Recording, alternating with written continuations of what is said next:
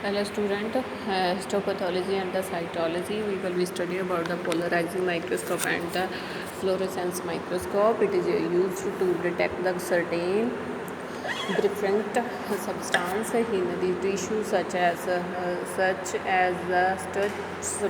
material, barium, etc. And any ordinary microscope can be used for the purpose with the help of the polarized filters। ਕਹਿੰਦੇ ਕੀ ਹੁੰਦਾ ਜਿਹੜੇ double ਰਿਫਰੈਕਟ ਹੁੰਦੇ ਆ, double ਰਿਫਰੈਕਟ ਕਰਦੇ ਆ, double race ਨਿਕਲਦੀਆਂ ਜਿਨ੍ਹਾਂ ਦੇ ਵਿੱਚ ਉਹਨਾਂ ਸਬਸਟੈਂਸ ਨੂੰ ਟਿਸ਼ੂਜ਼ ਦੇ ਵਿੱਚ ਹੁੰਦੇ ਜਿਹੜੇ ਡਬਲ ਰਿਫਰੈਕਟ ਕਰਦੇ ਆ ਸਬਸਟੈਂਸ ਉਹਨਾਂ ਦੇ ਵਿੱਚ, ਜਿੱਦਾਂ ਕਿ ਸਟਿਚ ਵਗੈਰਾ, ਸਟਿਚਸ ਕਹਿ ਦਿੰਦੇ ਇਹਨਾਂ ਨੂੰ, ਸਟਿਚ ਨੂੰ ਮਤਲਬ ਸਰਜਰੀ ਦੇ ਆਫਟਰ ਸਟਿਚਿੰਗ ਵਗੈਰਾ ਜਿਹੜੀ ਹੁੰਦੀ ਆ।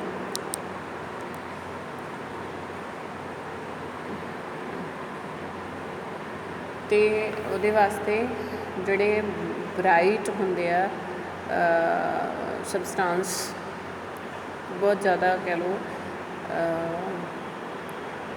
ਅਤੇ ਇਹ ਜਿਹੜਾ ਪਰਪਜ਼ ਆ ਉਹਦੇ ਵਾਸਤੇ ਇੱਕ ਪੋਲਰਾਈਜ਼ਡ ਫਿਲਟਰ ਇਹਦੇ ਵਿੱਚ ਮਾਈਕਰੋਸਕੋਪ ਵਿੱਚ ਹੁੰਦੇ ਆ, ਉਹ ਯੂਜ਼ ਕਰਕੇ ਅਸੀਂ ਇਹਨਾਂ ਨੂੰ ਦੇਖਦੇ ਹਾਂ। ਪੋਲਰਾਈਜ਼ਿੰਗ ਮਾਈਕਰੋਸਕੋਪ ਜਿਹੜੀ ਹੈਗੀ ਕਲੀਨਿਕਲ ਪਾਇਲ ਲੈਬੋਰਟਰੀਜ਼ ਦੇ ਵਿੱਚ ਯੂਜ਼ ਕੀਤੀ ਜਾਂਦੀ ਹੈ ਸਾਈਨੋਵਲ ਫਲੂਇਡਸ ਐਂਡ ਯੂਰਿਨਰੀ ਸੈਡੀਮੈਂਟਸ ਵਾਸਤੇ। ਯੂਰਿਨ ਨੂੰ ਅਸੀਂ ਸੈਂਟਰੀਫਿਊਜ਼ ਕਰਦੇ ਅਤੇ ਜਿਹੜਾ ਥੱਲੇ ਸੈਲਸ ਵਗੈਰਾ ਜਾਂ ਕੋਈ ਵੀ ਕ੍ਰਿਸਟਲਸ ਸਮਥਿੰਗ ਕੁਛ ਵੀ ਰਹਿ ਜਾਂਦਾ ਵਾ ਤਾਂ ਉਹ ਅਸੀਂ ਇਸ ਜਿਹੜੀ ਪੋਲਰਾਈਜ਼ਿੰਗ ਮਾਈਕਰੋਸਕੋਪ ਉਹਦੇ ਵਾਸਤੇ ਯੂਜ਼ ਕੀਤੇ। ਘਰ ਵਿੱਚ ਹਿਸਟੋਲੋਜੀ ਵਰਕ ਵਾਸਤੇ ਵੀ ਅਸੀਂ ਇਹ ਜਿਹੜੀ ਮਾਈਕਰੋਸਕੋਪ ਯੂਜ਼ ਕਰਦੇ ਹਾਂ, ਅਤੇ ਫੋਰੈਂਸਿਕ ਮੈਡੀਸਿਨਸ ਵਾਸਤੇ।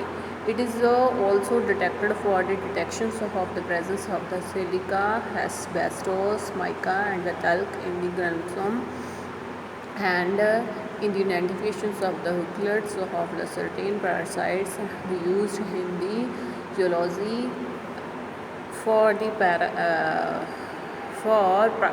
particle analysis।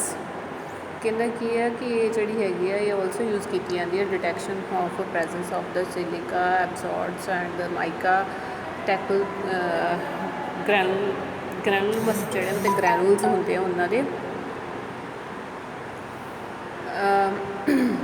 And the identification of hooklets, ਜਿਹੜੇ ਪੈਰਾਸਾਈਟਸ ਹੁੰਦੇ ਆ ਉਹਨਾਂ ਦੇ ਹੁਕਲਟਸ ਵਾਸਤੇ, and the use the particle, ਜਿਹੜੇ ਪੈਰਾਸਾਈਟਸ ਹੁੰਦੇ ਉਹਨਾਂ ਦੇ ਹੁਕਲਟਸ ਨੂੰ ਦੇਖਣ ਵਾਸਤੇ ਵੀ ਪੋਲਰਾਈਜ਼ਿੰਗ ਮਾਈਕਰੋਸਕੋਪ ਅਸੀਂ ਯੂਜ਼ ਕਰਦੇ ਹਾਂ। ਤਾਂ ਨਾਓ ਅਸੀਂ ਪੜ੍ਹਾਂਗੇ ਫਲੋਰੋਸੈਂਸ ਮਾਈਕਰੋਸਕੋਪ। ਫਲੋਰੋਸੈਂਸ ਮਾਈਕਰੋਸਕੋਪ ਇਹ conventional microscope can be converted into the fluorescence microscope by introducing the light source rich in the ultraviolet radiations, and by adding a dark field condenser and suitable filter system।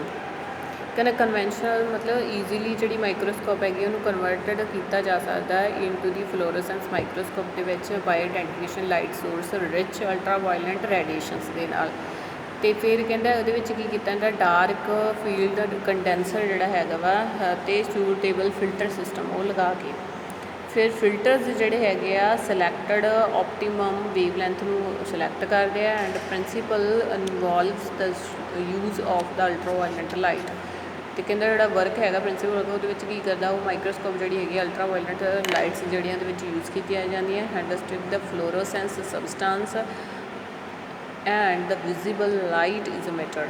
ਅਤੇ fluorescence ਜਿਹੜੇ substance ਹੈਗੇ ਆ ਉਹ visible light ਉਹਦੇ ਵਿੱਚੋਂ ਜਿਹੜੀ ਹੈਗੀ ਨਿਕਲਦੀ ਹੈ, ਐਂਡ ਦਸ ਦਾ ਮਟੀਰੀਅਲ ਸਟੇਨ ਵਿਦ ਦ ਡਾਈ, ਇੱਕ ਡਾਈ ਹੈਗੀ ਹੈ ਜਿਹੜੀ ਉਹ ਅਸੀਂ ਯੂਜ਼ ਕਰਦੇ ਹਾਂ, ਇਸ ਦਾ ਵਿਜ਼ੀਬਲ ਜਿਹੜੀ ਕਿ ਸਾਨੂੰ ਦਿਖਦੀ ਆ, ਬਰਾਈਟ ਹੁੰਦੀ ਆ, ਇਸ ਕਰਕੇ ਉਹਨੂੰ ਫਲੋਰੋਸੈਂਸ ਕਹਿੰਦੇ। ਦਿਸ technique the utilize and the antigen and antibodies conjugated with a fluorescent dye for the demonstrations of antigens and antibody union।